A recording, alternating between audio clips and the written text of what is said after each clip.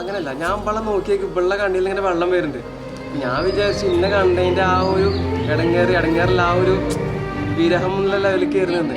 പിന്നെ മനസ്സിലായത് ഓള് മറ്റേ കണ്ണീത്തെ ലെൻസ് പകുതി പുറത്തേക്ക് വന്നിട്ട് അങ്ങനെ കരഞ്ഞിരിക്കുകയാണ്.